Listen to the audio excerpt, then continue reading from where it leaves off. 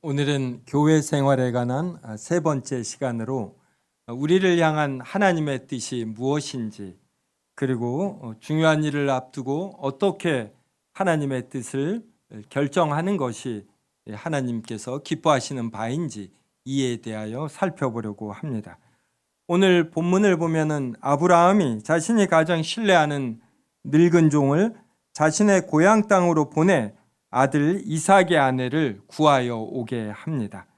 늙은 종은 낙타 10피를 이끌고 아브라함의 고향 땅 성박 우물 곁에 도착하여 14절로 기도했습니다. 24장 14절 제가 한번 읽겠습니다. 한 소녀에게 이르기를 청하건대 너는 물동이를 기울여 나로 마시게 하라 하리니 그의 대답이 마시라 내가 당신의 낙타에게도 마시게 하리라 하면 그는 주께서 주의 종 이삭을 위하여 정하신 자라 이로 말미암아 주께서 내 주인에게 은혜 베푸심을 내가 알겠나이다. 아브라함이 이렇게 기도를 마치기도 전에 리브가가 물동이를 어깨에 메고 나왔습니다. 그녀는 아브라함의 동생 나홀의 아내 밀가의 아들 브르엘의 소생이었습니다. 그녀는 종에게만이 아니라 낙타 10필에게도 물을 길러 마시우게 했습니다. 아브라함의 종이 기도한 대로 이루어진 것입니다. 성도 여러분은 이런 식으로 하나님의 뜻을 분별하는 것에 대하여 어떻게 생각하시는지요?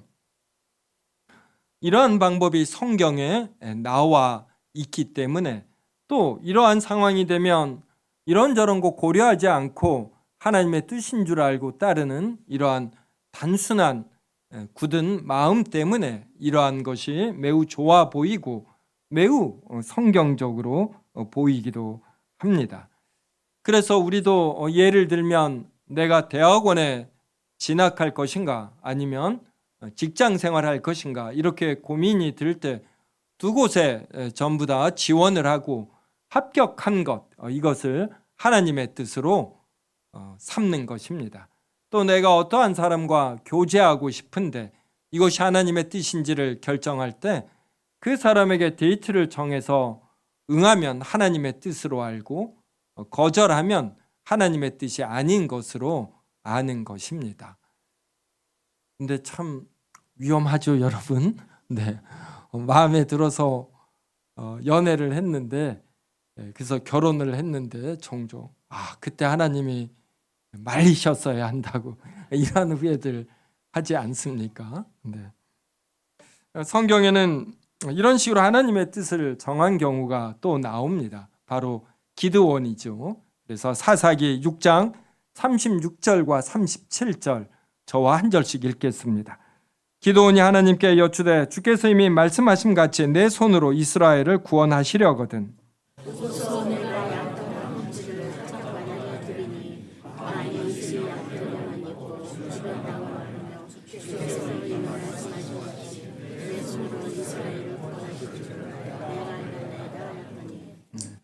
기드온이 이제 미드온 족속의 연합군을 이루어 이스라엘을 침입하는 것입니다.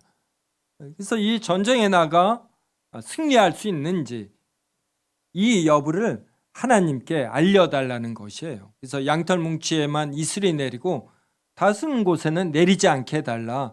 그러면 미디안과 전쟁 나가는 것이 하나님의 뜻인 줄 알겠다. 이렇게 여기는 것입니다.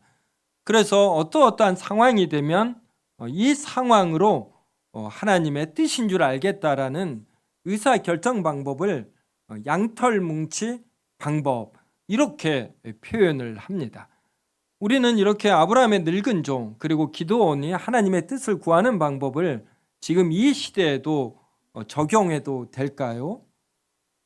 여러 답을 할 수 있지만 이제 간단히 답하면 우리가 적용할 때 매우 조심하며 주의하여 적용해야 한다는 것이고 잘못 적용하면 이것은 거의 도박의 방법이 된다라는 것입니다. 먼저 아브라함의 늙은 종, 이 방법을 살펴봅시다. 아브라함과 지금 이 시대에 우리는 하나님의 자녀라는 면에서는 공통점이 있습니다. 그런데 아브라함은 구원 역사에 있어서 매우 특별한 위치입니다. 아브라함 당시에 그렇게 많은 사람들이 있었는데 하나님께서 아브라함만 택하셨습니다. 그리고 아브라함에게 하늘의 별처럼 너의 후손이 많게 하시겠다, 이렇게 말씀하셨어요. 아브라함은 100세가 되도록 아들이 없었습니다. 그래서 그는 하나님께서 이런 말씀을 하실 때마다 아브라함이 믿음이 좋으면서도 이 상속자 면에선 믿음이 약해서 내 집에서 기르는 종이 내 상속자가 되기를 원하나이다, 이렇게 표현했습니다. 그때 하나님이 아니라고, 사례를 통해 아들이 주어진다고 못을 박았습니다. 그런데 사례가 자신에게 임신이 이루어지지 않자 자신의 여종 하갈을 아브라함에게 주었습니다. 그 사이에서 이스마엘이 나왔죠. 그때도 하나님은 그 이스마엘이 너의 후계자가 아니다 그러셨습니다. 그리고 100세가 된 아브라함에게 아들을 주신 것입니다. 아브라함은 이러한 과정을 통해서 이제 믿음이 이제 성장해 갔습니다. 그래서 하나님의 말씀을 더욱 그대로 믿는 것이죠. 그래서 나의 후손이 하늘의 별처럼 많게 되려면 나에게 아들 이삭을 주듯 아들 이삭에게도 상속자를 하나님께서 주시는 것입니다. 이에 대한 분명한 믿음이 있고 이것은 하나님의 말씀에 근거한 것입니다. 그래서 이삭은 아브라함은 아들 이삭의 며느리를 구할 때 가나안 땅에서 구하지 않고 자기가 떠나왔던 본토 친척 고향집으로 자신의 가장 신뢰하는 늙은 종을 보내어 거기서 며느리를 얻게 했습니다. 이러한 내용을 아는 늙은 종도 이 아브라함의 고향 땅에 도착해서 이러한 기도를 한 것입니다. 그리고 그때 아브라함의 친척의 딸이 왔던 것이고, 그리고 늙은 종에게 물을 줄 뿐만 아니라 또 낙타 10필에게도 물을 주었어요. 성도 여러분, 누가 물을 달라고 할 때 이 사람이 목마른 것을 이렇게 기억해서 안타깝게 여겨 물을 주는 것, 아울러 그 옆에 낙타들이 있는 것을 알고 이들도 목이 마를 것이라 생각하여 물을 길러 주는 것, 이것은 배려심이 있다는 것이고 관찰력이 있다는 것입니다. 그리고 지금처럼 수돗물을 트는 게 아니에요. 우물물 길러 보셨는지요? 네, 서울에도 우물들이 있어서 저도 우물물들 길러 봤습니다. 근데 낙타 10필에게 물을 주려면 얼마나 많은 노동을 가해야지. 여자에게 이러한 어떤 근력이 있다라는 것은 육체적으로도 건강하다라는 것이죠. 그래서 아브라함의 늙은 종은 허무맹랑한 내용을 이렇게 기도원처럼 취한 것이 아닙니다. 매우 합리적인 내용을 취했고 이대로 응답이 되자 실제로 그러한지 아브라함은 몇 번을 확인했습니다. 그녀가 누구의 소생인지, 그리고 그녀의 아버지에게 가서 이러한 자초지종을 이야기하고 허락을 하는지, 그리고 리브가가 자기를 따라 가나안 땅으로 가서 한 번도 보지 못한 이삭의 아내가 되겠다라고 동의하는지, 이러한 것을 면밀히 확인을 했습니다. 그 다음 기드온의 방법을 살펴봅시다. 하나님께서 기드온을 사사로 삼으셨습니다. 미디안이 이스라엘을 괴롭게 할 때입니다. 하나님께서 기드온을 사사로 삼으시며 내가 너를 통하여 미디안 족속을 치시겠다 하셨어요. 그때 기드온이 잘 믿지 못했습니다. 그래서 표징을 달라 그랬어요. 성도 여러분, 하나님이 나타나셔서 무슨 말씀을 하실 때 내가 잘 못 믿겠으니 표징을 달라 이렇게 할 분 계셔요? 기드온이 굉장히 믿음이 약하거나 굉장히 당돌한 것입니다. 저는 하나님 한번 나타난 거 경험하면 좋겠어요. 저는 아무 토를 안 달 겁니다. 그만큼 기드온이 믿음이 약했어요. 하나님께서 어이가 없지만 큰 돌에 양 같은 걸 잡아 이런 예물을 놓으라 했습니다. 그때 이 지팡이에서 불이 나와 이 예물들을 전부 살랐습니다. 그때 기드온이 놀랐죠. 자기가 하나님을 보고서도 죽임을 당하지 않았다 두려워했습니다. 그때 하나님께서 그에게 은혜를 베푸셔서 기드온을 살려주셨습니다. 그리고 미디안 족속의 연합군을 이루어 침입할 때 기드온에게 나가서 이들을 무찌르라, 승리할 수 있다 하셨어요. 근데 그때에도 또 믿음이 약해서 표징을 달라 한 겁니다.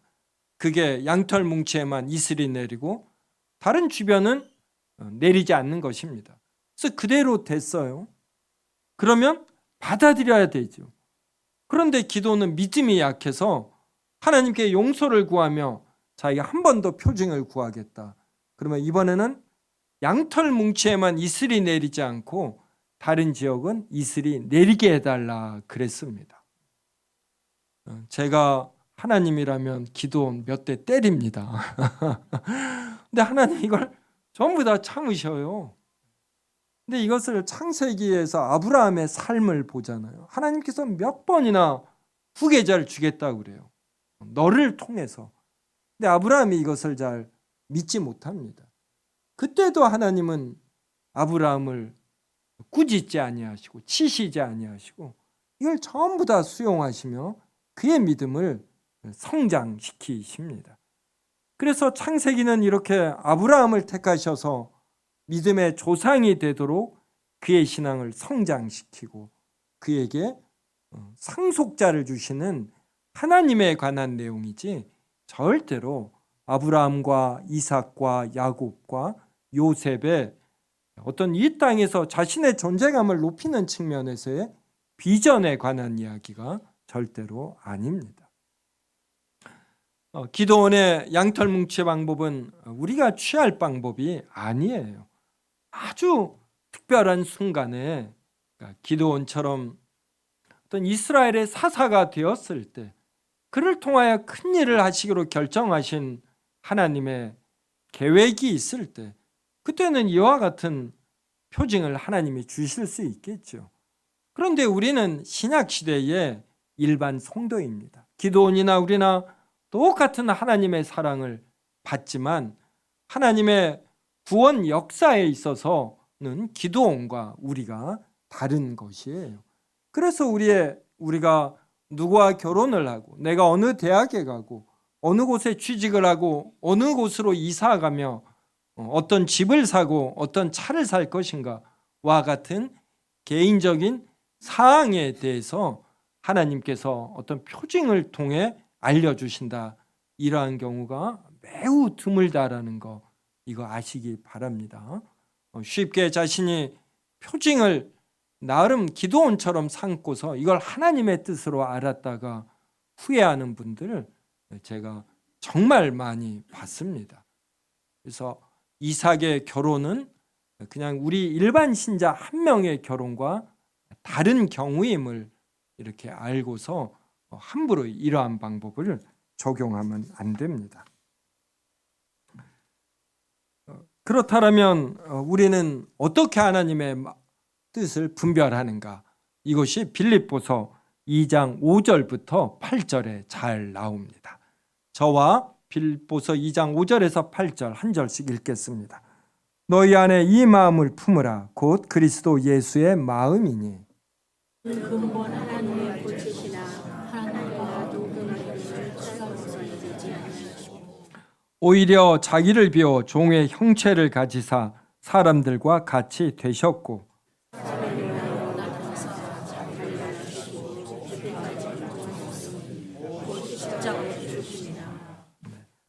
성경에는 하나님의 뜻이 무엇인지 아주 쉽고 명백하고 분명히 나옵니다.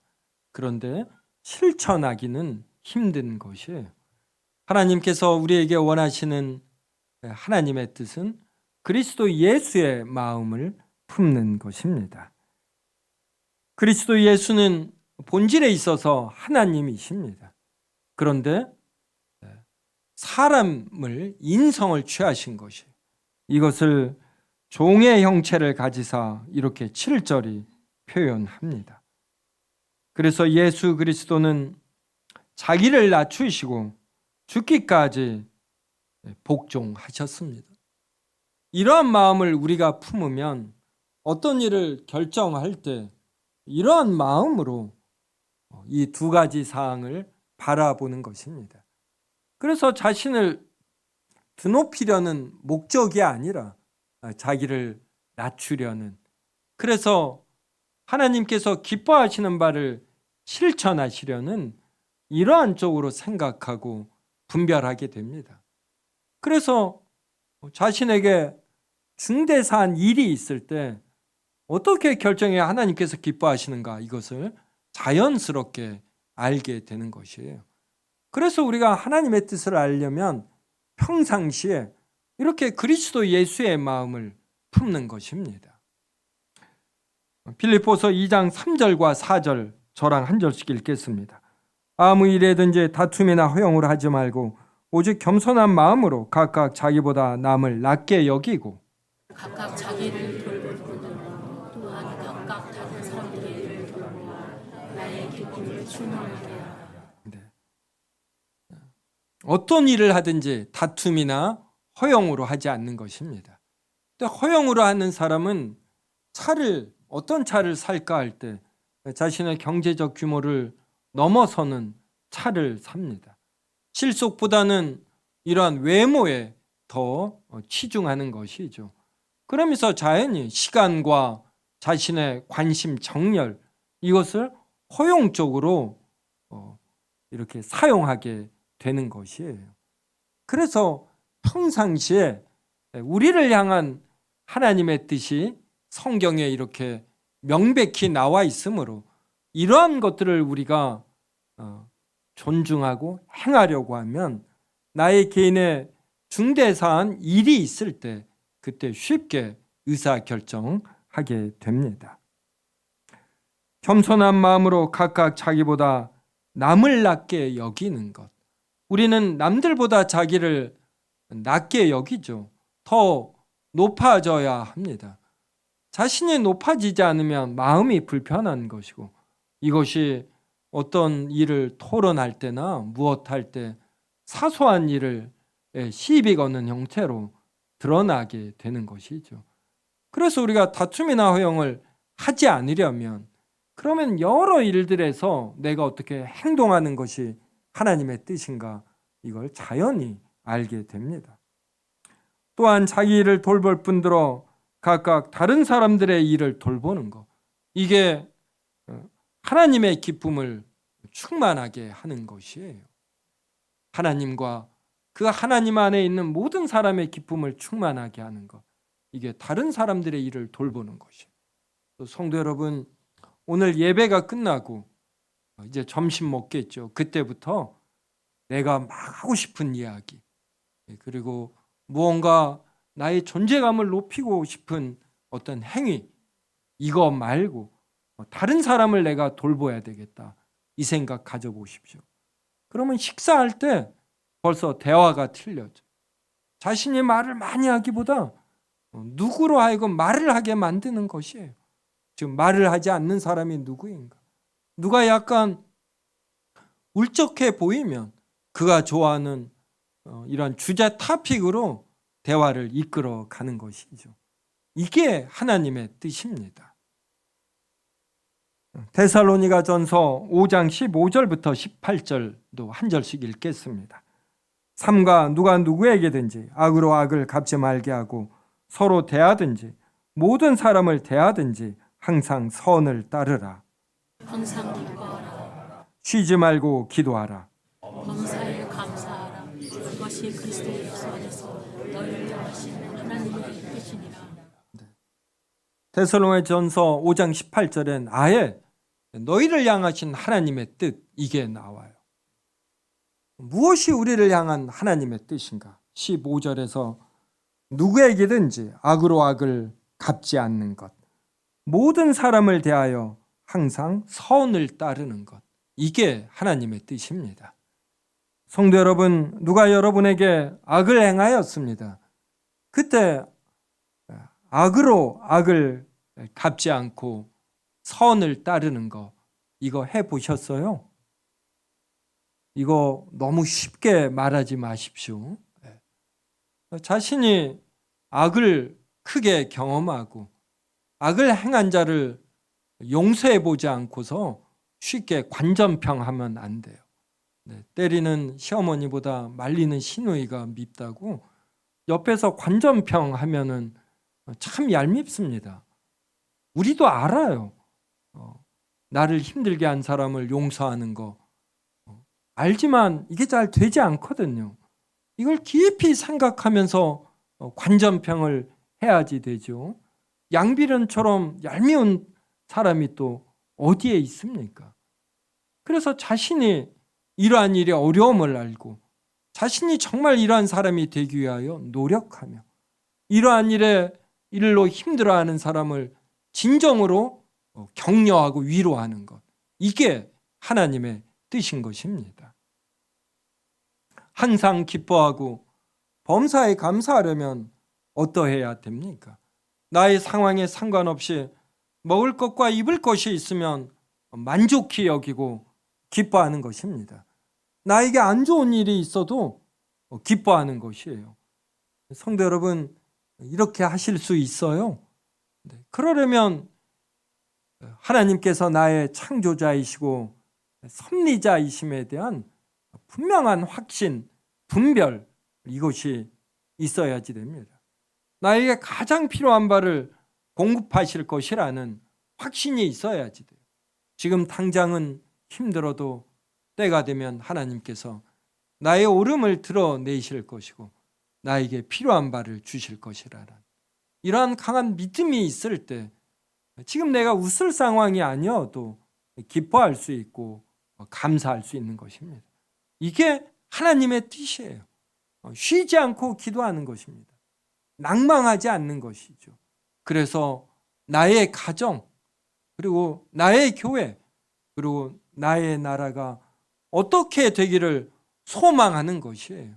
이렇게 되기를 낙심치 않고 쉬지 않고 기도하는 것입니다. 이게 하나님의 뜻이에요.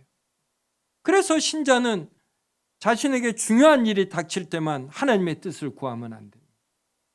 대개의 경우 아직 믿음이 약할수록, 그리고 자기 중심이 강할수록 이러한 개인의 자신에게 중요한 일이 닥쳤을 때 그때 하나님의 뜻을 구하기 쉬워요. 하지만 하나님을 알수록 평상시에 성경에 나와 있는 너무나도 쉽고 분명한 하나님의 뜻, 십계명으로 대표되는 하나님의 율법, 요약하면 하나님 사랑과 이웃 사랑입니다. 그래서 나에게 악한 일을 한 사람도 사랑으로 용서하려는 정말 쉽지 않은 이 일을 평상시에 하려는 분, 다툼이나 허용을 추구하지 않는 삶, 이러한 삶을 살면 중요한 일을 앞두고 쉽게 의사결정합니다.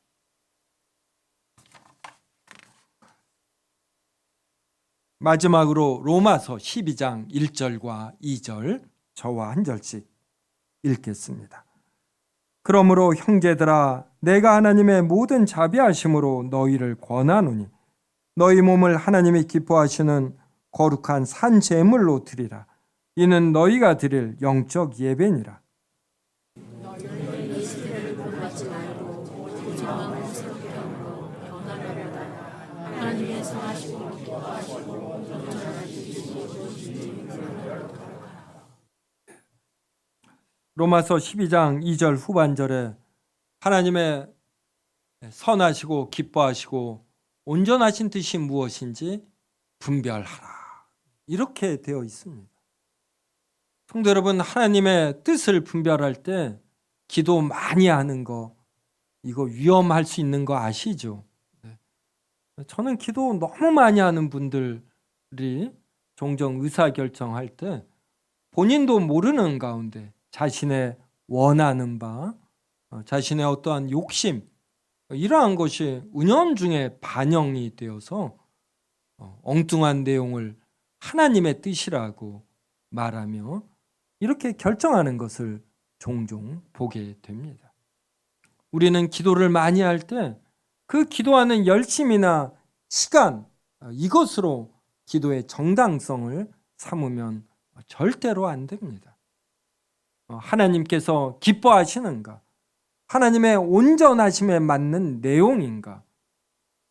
하나님의 선하심에 맞는 내용인가? 이것을 꼭 살펴야지 됩니다. 그러려면 12장 1절이 말하는 것처럼 우리 몸을 하나님이 기뻐하시는 거룩한 산 제물로 드려야지 됩니다. 하나님께서 기뻐하시는 거룩한 산 제물인 것이에요. 이것이 우리가 드리는 영적 예배입니다. 지금 주일날 이렇게 예배 드리는 것 너무나 중요하지요. 이 예배가 우리의 삶에서 이어져야 하는 것입니다. 하나님의 영원한 성정이 반영이 된 하나님의 그 율법, 하나님의 말씀에 맞는 삶을 살기 위해서 우리가 깨어 있어야 합니다. 이것을 위해서 구체적으로 12장 2절은 이 세대를 본받지 말고 이렇게 말을 합니다. 이 세대는 자기 중심적이고 그리고 여러 자극들을 다른 사람에게 큰 피해가 주지 않으면 가치 중립적인 것으로 만들어 버렸습니다. 그래서 하나님의 거룩하심과 오르심, 선하심에서 지금 이 세대의 문화와 가치는 많이 떠나져 있습니다. 이것을 우리가 분별해 내야지 돼요. 이 세대를 본받지 않고 마음을 새롭게 함으로 변화를 받는 것입니다. 그래서 하나님의 성정에 맞는 내용을 이렇게 기뻐하는 자, 편하게 여기는 자, 이러한 자가 되어야 되죠. 이렇게 되면 자연히 하나님의 선하시고 기뻐하시고 온전하신 뜻이 무엇인지 분별하게 되는 것이에요. 그래서 중요한 일을 앞두고 하나님의 뜻이 무엇인지 어렵기도 하지만 어떻게 보면 매우 간단한 것입니다. 자신의 존재감을 드러내지 않으려 하면 자신을 다른 사람과 견주어 낮게 여기지 아니하면 내가 무엇을 결정해야지 되는가, 이게 의외로 쉽게 알아지는 것이죠. 성도 여러분, 오늘 우리가 성찬식을 갖습니다. 주보에 대우리문답 174문을 써놓았습니다. 성찬 성례가 집행되는 동안 우리가 어떠해야지 되는가, 이게 하나님의 뜻입니다. 이걸 우리가 오늘 성찬식에 임하며 마음에 깊이 새길 때 우리는 이번 한 주 하나님의 뜻에 맞는 삶을 더 살게 되는 것이에요. 저하고 묻고 답하겠습니다. 주의 성찬 성례가 집행되는 동안 그것을 받는 자에게 요구되는 것은 무엇입니까? 주의 성찬 성례가 집행되는 동안 그것을 받는 자에게 요구되는 것은 거룩한 경외감과 집중력을 모두 발휘하여 하나님을 바라는 것이고 힘써서 성례의 요소들과 행위들을 지켜보는 것이고 주여여 주의 몸을 건강과 주의 죽으심과 고통을 숙고하는 것입니다. 노력함으로써 받은 은혜가 활발하게 실천되게 분발하는 것이 요구되고 자신을 살피며 죄를 슬퍼하면서 그리스도를 향하여 간절히 주기고 믿음으로 그리스도를 보며 그분의 충만을 보며 그분의 공로를 실현하며 그분의 사랑을 기뻐하며 그분의 주신 은혜를 감사하면서 하나님과 가진 은혜와 모든 성도에 대한 사랑을 새롭게 하면서 분발하는 것입니다. 몇 가지만 살펴보면 동감하는 마음으로 주의 죽으심과 고통을 숙고하는 것입니다. 예수님은 하나님이신데 자기를 비워 사람이 되었죠.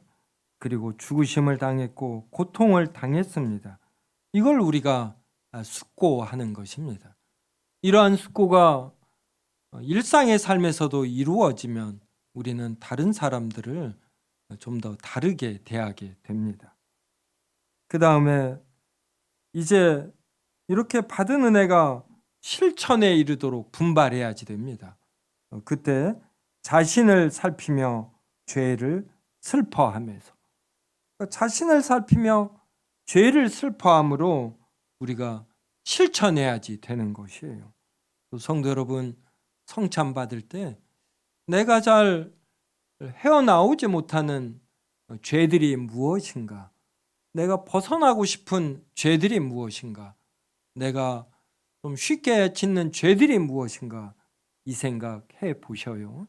그리고 여기에서 벗어나겠다라는 이러한 다짐도 하는 것입니다. 그 다음에 그리스도를 향해 간절히 줄이고 목말라 하며, 우리는 자기를 향해 간절히 줄이고 목말라 합니다.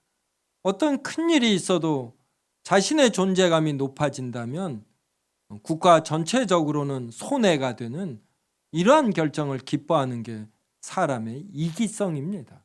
이러한 이기성을 버리고 내가 아니라 그리스도를 향해 간절히 줄이고 목말라 하는 것이에요. 갈망하는 것입니다. 갈망. 그 다음에 믿음으로 그리스도를 먹으며, 떡과 포도주를 먹을 때 그리스도를 먹는 줄로 아는 것입니다. 또 그분의 사랑을 기뻐하며 그래요. 그리스도께서 주시는 사랑, 곳곳에서 주시는 사랑, 이것을 알고 기뻐해야지 됩니다. 그리고 그분이 주신 은혜를 감사하면서, 그래서 이 문장을 보면 자신을 살피며 죄를 슬퍼하면서, 그 다음에 감사하면서, 그러니까 슬퍼함과 감사함이 있어야지.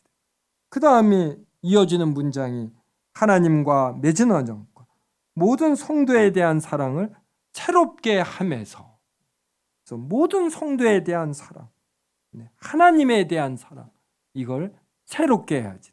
그래서 슬퍼하고 감사하고 새롭게 하는 것입니다.